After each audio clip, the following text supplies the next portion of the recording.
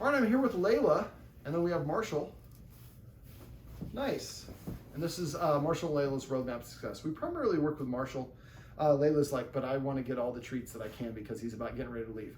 All right, so we started off with a little bit of a refresher. He went to our puppy classes. I guess before I get into that, I wanted to start this off with kind of the technique that he's a little bit reactive sometimes to people that come in the house. So the protocol that I call this greeting protocol 1, really sophisticated. What we do, and I want the guardians to leave a treat trail from your front door to your driveway, and then to the right side of your driveway, right on the property line on the street, and have people and just leave the treat trail. And you do this with kibble, and just get them doing this once or twice a day.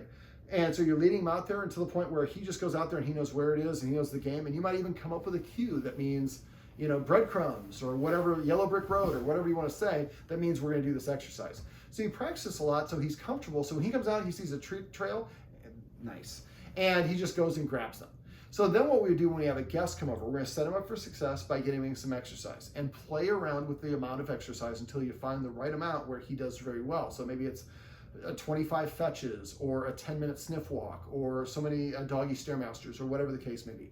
So we set him up for success by exercising him. He gets 10 minutes to rest, and then we have our guest come over.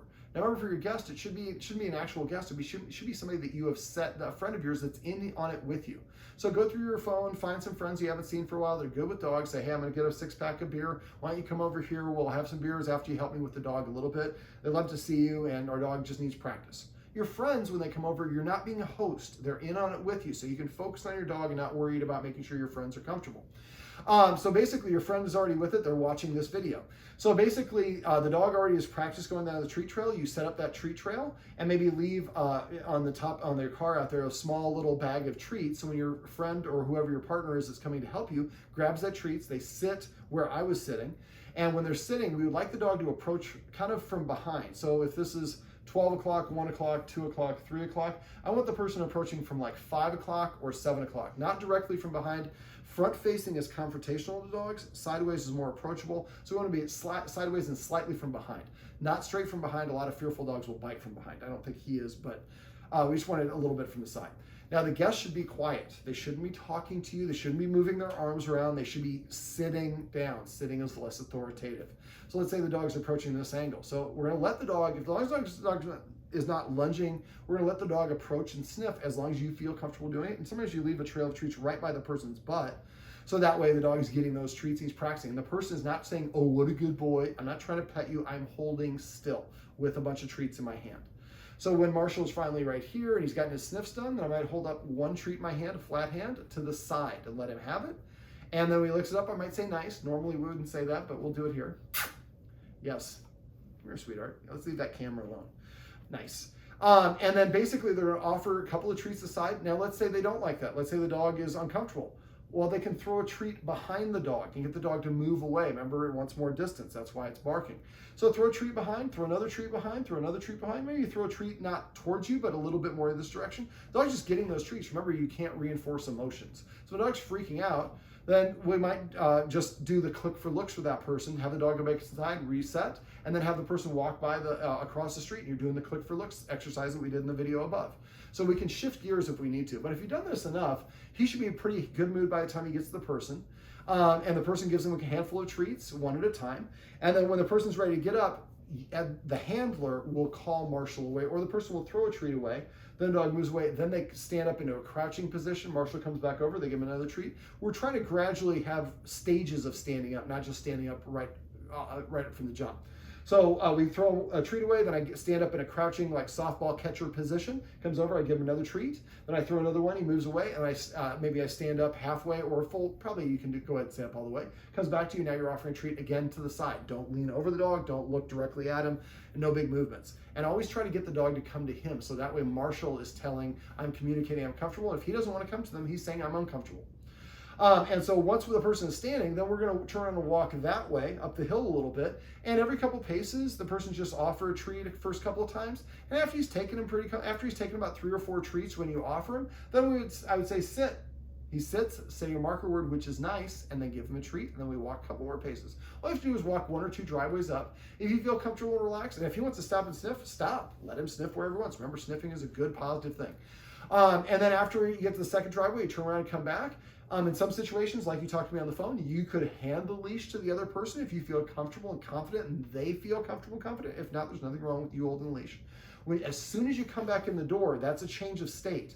So I'd ask for a sit outside the door, mark it and give a treat, and then as soon as you step in the door, I would hand a treat. Don't even ask for a sit, just give a treat right away. And then if he takes it, then ask him for a sit and give him another treat, and then you guys close the door, come in, and I would have him sitting maybe where over here on the couch, or you guys are sitting here, so you want to have a little distance. And then basically when they comes in, the person could like have a handful of those treats left and then throw the treat. And if he's really interested in treat, we might need a lower value treat. We want a treat that he really likes, but not one that he doesn't care anything about, because then once the high value treats are going around, then I might act differently. So maybe a Charlie bear, CHRLEE bear would be a good treat to do for this.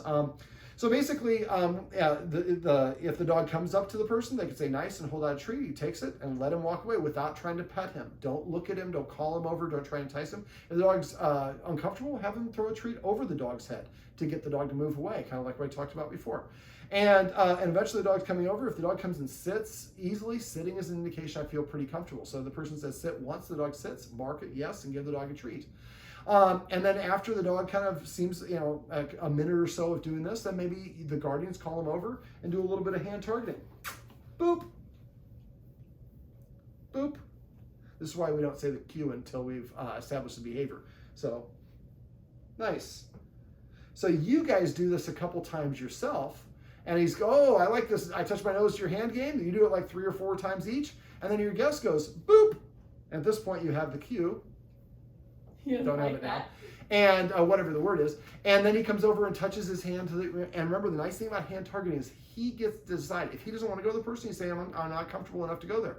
Some people you might have to have come 2 or 3 times before he gets comfortable enough to do all this stuff. There's nothing wrong with that. The goal is not to complete the race fast. The goal is for him to be comfortable and guests come over. So after doing a little bit of hand targeting, then the next step would be I would get a bully stick or a Kong filled with peanut butter or a lick mat, something he can lick or chew because that releases endorphins, and then throw that on the ground. So you give him the lick mat a couple times before you do that, before guests come over, but then at that point, it only comes out when guests are here. What are we doing? We're creating this positive association when guests come over. So, and then the guests should be, make sure the guests don't suddenly stand up, move around. If somebody's got the sneezes, it's allergy season, don't use that person, because unexpected sudden movements can often catch a dog off guard. So you want to do this with a variety of different people. So make a list of the people that are coming by and write down some of their attributes. Their height, their weight, their hair color. Do they have a beard? She's a woman wearing a dress. Do you have a friend that's just sick with a hat or whatever it is? And if you notice when you're on walks that he's consistently reactive to people who are a little bit thicker, or people are louder, or people are running, or whatever it is, use the engage, disengage video we went above to work on that activity so he gets comfortable with that. And looking at a jogger gets me a treat, or looking away from a jogger gets me a treat. In either case, he's not lunging or reacting to the dog or the jogger. He's actually having a positive association with it. Okay, so as we go, this light is probably going to creep up on me. This is an indication of how long this goes. So basically, that's kind of for the guests. So have them watch this part of the video, and that way they kind of know how to do it. The other stuff we went over marker words. If you forget how to do those, I have a video on all the stuff. So if you forget any of these things, or you're not sure of anything, David, can you send me the video on marker? Text me. Don't email me. I got 150 emails a day. It's the slowest way to reach me. Phone calls are not as fast. Text is very fast. I'll get you to the front of the line. So text me, hey, David, you got that marker video? Sure. And then you can watch the video and learn how to do that. So we did the marking. Make sure you're using nice when the dog does the things that you want. We'll talk like for celebrating and petting with a purpose. So marking is, well, I'm not going to talk about it because that's the whole point of this is a summary video, just to have a summary. All right, so let me see. We also went over using the positive interrupter. Nice. So if he starts sniffing around one of the baby's toys or doing something you don't like, you make that kissing sound. When he looks at you, you do a hand target or just hold out a treat. He runs over to you. You've redirected him, but make sure you give him something else to do after that. Now that I'm thinking about it, make sure the ottoman is not where it is now. Move it over here in front of the little stove, or put it in the garage or something temporarily. Put that white paper on the front windows and the back windows, the bottom part, so that maintenance, they don't get rewarded to see that their barking made people go away. All right, we also went over, so the positive interrupter is to redirect him and then give him something better to do. We also went over, let me see, petting with a purpose and passive training. So petting with a purpose is if you want to pet him or he wants you to pet him. Remember, you're going to tell him to sit one time, and if he does it, then you reward him. If he doesn't do it, you play hard to get. And when he does sit, you say your marker word and pet him here, here, here, or here. Pet him as much or as little as you want. And or if you would like to pet him, you tell him to sit or lay down. You want to do this for about 3 months, get in the habit of doing the say the word paycheck to each other until eventually, until eventually the dog is sitting in front of you to prepay for attention. When it does, make sure you reward that. And use the watchword of polite or manners or paycheck or whatever the word is you want to do to help you get into a habit of doing that. So remember, petting with a person if you want to pet the dog or the dog wants you to pet it. Celebrating is rewarding when the dog voluntarily offers you the behavior. So the watchword for that is celebrate. Somebody points at me and says celebrate. I just say the marker word, nice, and I pet the dog as fast as I can. Don't reach for a treat. It's already too late. Remember, you only have 2 seconds. So after a while, you get the habit. The dog walks over to you. You just hand motion, put him as sit, and you say your marker word. Now, if I can recognize it, I see the dog's way over there at the window, and Marshall's coming over to me. I'll do it here. Come. Nice, and then give him the treat. So I saw that he was coming towards me. I said come in the middle of his action, but he had already decided to do that, and I marked the end of the behavior.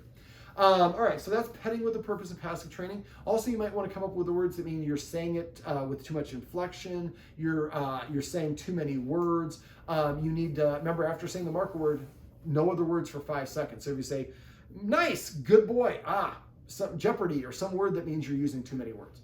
Okay, we also went over exercise, physical exercise, sniff walks, tug of war, getting a doggy backpack, going for, I'd like him to get a walk every day, even, and just pick your spots. Either take him somewhere else where it can be a big park away from everybody, or walk him at a time of the day when there's nobody out. Even if it's I'd like at least a 5-minute walk once a day. And 2 minutes away, 2 minutes back. Remember, let him sniff as much as he wants to. But that's really important to change that change the scenery. So we could also play fetch. He loves playing fetch. We could do, I'm trying to think what are the other ones. Setting up, also I'd like to have at least every other day a play date with the relative that lives nearby with the 2 dogs. He needs that practice, and it's also a wonderful way to burn energy. So that's physical exercise. There's also mental stimulation. And then you have some stuff that crosses over, like a sniff walk is physical exercise and mental stimulation. So for mental stimulation, we could do feeding out of a snuffle mat, getting an Omega Paw treat ball or other toy puzzles, so he has to work for his food. We can also do training as a nice way to burn some energy. We can do cookie in the corner. I have a video for that as well. Scent games, another nice way to burn some energy. And then I'm trying to think. And Google scent games, because there's a whole bunch of other scent games that you can do. So the idea is to come up with that rhythm, and just like you talked about, come up with, write it all down. And so maybe you get up in the morning and play fetch real quick, and then bring him back inside, let him recover while you shower, and then you feed him out of the snuffle mat. He takes a nap. He wakes up an hour later, 2 hours later. You do a little tug of war. 2 hours later, you do the doggy stairmaster. 2 hours later, you do some training. 2 hours later, lick mats. I also forgot. That's another one. Lick mats, bully sticks, or Kongs. Licking and chewing release endorphins, and those are the licking and chewing we'd like to make sure that happens when people are here, so that good positive things happen. He also needs a lot more toys. He only has about 5 or 6. He should have, I'd like to see him have about 15 toys, even if there's some of the ones that an additional 5 that you keep in the cupboard that you bring out at special occasions, maybe when guests come over.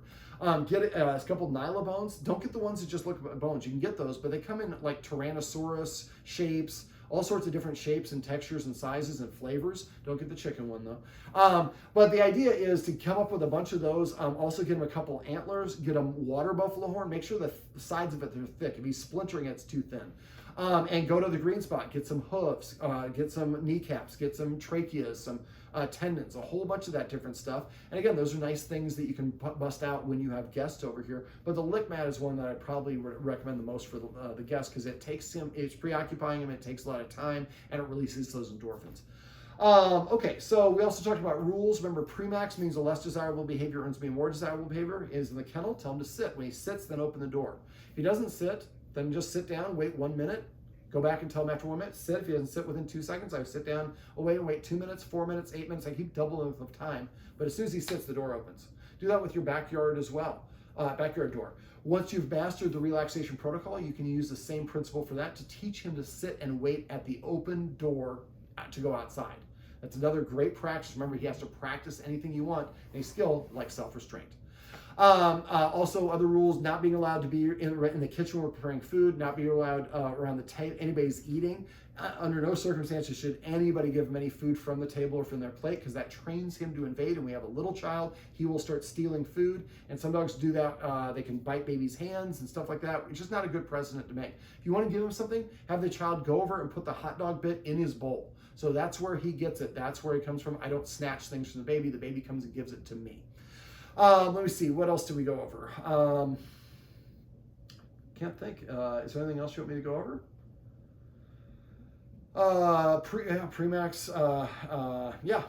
So the idea, I think, in this case, we just need to set up scenarios where he can practice the behavior you want. And again, remember, try to practice on a daily basis. Now, you're going to forget some of these things, so what I recommend is you come back and watch this video in about a week and a half or 2 weeks after the session, or after you get it, and then come and schedule to watch it again in 2 weeks. There's big little pieces. My method is really designed for you to grab all the stuff and put it together all at once. Try not to do it one at a time, because it just is nowhere near as effective. If you get, and the whole idea for this is you guys to get a healthy lifestyle so that the dog is, learning to watch out. You guys, oh, that's something else I forgot to talk about. You guys are providing me with a safe environment, because I watch you enforcing rules. You're getting me the mental stimulation, the physical exercise that I need. You're helping me practice self-restraint and self-control. You're petting me for the things that you want. When I do things you don't want, you're using the positive director to redirect me into something else. So I now know what it is that you want. I know how I can contribute to your group, and I'm going to start emulating those behaviors. Now the dog does the things you want instead of the things you don't want. Last thing is to learn to be a student of his dog's body language. Basically, one of the things I notice is the ears flip back. See, this mouth is open. If you see, dogs are normally what I call wiggly and jiggly. They're relaxed. If you see them all of a sudden go from an open mouth like this to a closed mouth and get stiff and still, that's a big warning. So what I look at is the dog's overall body mechanics. Is he standing leaning this way, or leaning this way, or his feet underneath him? Is the dog breathing heavy or holding its breath? Is the mouth open or closed? Are the ears forward, up, side, or back? Are the hackles up? Is the dog stiff? Is it moving in slow motion? Or is the tail wiggling or waggling, or is it up or is it down? And so if you can kind of identify what I call the neutral body mechanics, when he's just nice and relaxed. So look at these independently. You won't be able, I don't do this professionally. I don't look at the whole body. First, I'm looking at the stance. Then I'm looking at the breathing. Then I'm looking at the head. Then I'm looking at the body relaxation or stiffness. So just pick one or two and look at those till you get a feel for, he's relaxed when he's in that position. Then when you start seeing another dog around, look at him and see what his ears do, if you know he's uncomfortable. Remember, the more that you can get him out of the situation before he reacts, the less he feels like he needs to react. You're going to provide me with a safe environment. I don't have to do any of this stuff, because you've learned to read my body language and you know when I feel uncomfortable. And remember, the best thing you do is increase distance. Be careful of chaining those unwanted behaviors. If he jumps up and you say, get down and pet him, you do that a lot, then I jump up on you is this way to start getting that attention. So he comes home, maybe you have these are tricky trainers, chicken liver, have a really high value smelly treat in your hands. I know you guys probably park in the garage, but park your car in the driveway.